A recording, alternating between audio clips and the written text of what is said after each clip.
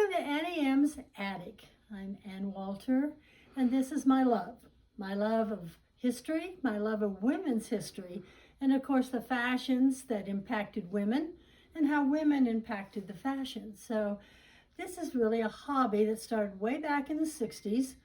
You know, while other friends were cruising Maine, I was in antique stores or secondhand stores. Nobody else would go with me. But some of these beautiful hats you see here that are worth several $100s, I bought for $1 in a bushel basket because I loved history. And I was so curious about women in history. Started with my grandmother, both grandmothers in fact. Grandma Bryce and Grandpa Bryce were silver miners in Silver Plume, Colorado, Georgetown, Cripple Creek. Actually, Grandpa went through the Cripple Creek gold strike. And then my grandma was born in a mining camp. And so I got interested in how she survived the mining camps.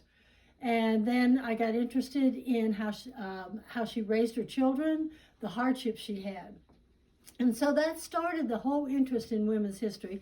My other grandma, Grandma Henry, was actually born in Denver, but my great-grandmother came to Denver in a covered wagon. And so I was so fascinated by my Henry side of the family. And so now the tea room is accented with aprons because Grandma Henry loved aprons. So that's what started it. And I started collecting by beginning with my mother giving me my great-grandmother's bonnet. Now these weren't called hats, these were bonnets. As you can see, the bonnet sat to the back of the head and then was raised forward, of course tied around their neck. But you notice that all the beautiful hats had silk, satin bows, rosettes, and in this case beads, and oftentimes jewelry adorned their hats. So this is very old because my grandmother was born in 1879. This was my great-grandmother's. So it's very, very old.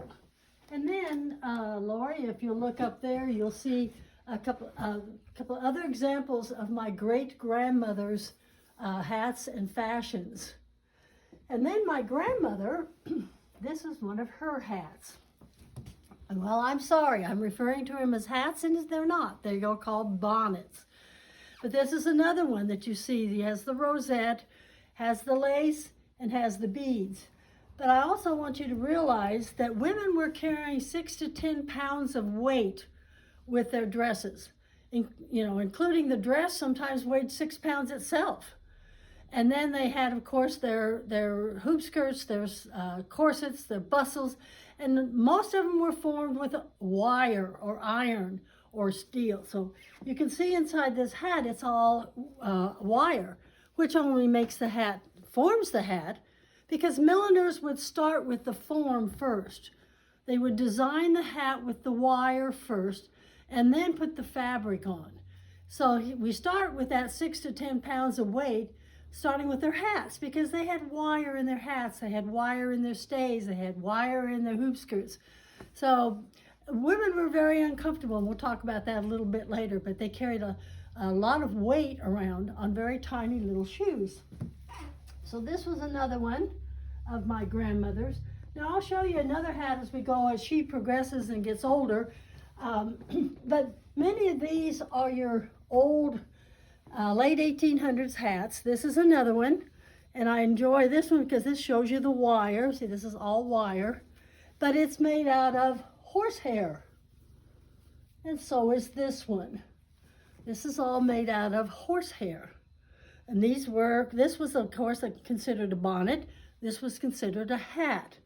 But this is not a very attractive bonnet, but I love it because it has the horsehair, and then also it has a crown.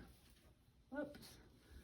This large crown, because my grandmother told me that when she was young, she could sit in a rocking chair, and she could flip her hair down and it would touch the floor. So the women had lots of hair. They did not cut their hair. They always had the long hair. But in order to keep their hair and be able to be functional, they wrapped it all up in buns. And that's why you see the big crown. You know, that's where the hair went, and that helped hold the hat on. Okay. Then as we progress a little bit more, there were fancier hats with the feathers. Now, that's what's interesting. Thousands of pounds of feathers were exported from Africa to the United States during this period, late 1800s, late 1800s, and the plumes were worth a lot of money. I always tell the ladies that come into the shop that the second most expensive budgeted item was the hat. I think that's amazing. I guess they probably bought food for their husband and children, but the second most expensive budgeted item was the hat. That's how, not only how special it was, but it was very expensive to have a fancy hat. The plumes cost a great deal. So they fluffed up their hats. You can see in all kinds of shapes of hats with all the plumes, the flowers, the rosettes, even the nightcaps. Even the nightcap had a little bit of a rosette on it. Then we go into another hat that's kind of very special to me, and that's this one. This was my grandmother, Grandma Bryce's, and Mom held on to this for quite some time because it was so important to Mom. But it does indicate the Victorian hat. Again, you can see it's built around wire and it's velvet. But what we like so much about it is that Grandma had a plume holder. Mm-hmm. So you see, she could change the color of her plumes to go with her dress. And I have yet to see another hat that has that. But that's what made it so special for my mom, because my grandmother tried to be very fashionable, even though she was born at a very difficult time of women's history. Okay, another one. We're going a little further into the era that we're getting into the early 1900s here, and this is a buggy hat. Okay, these hats were worn, and I have pictures of everything here. Shows you in their Model Ts or their wagons. Here's one right here, a couple of them that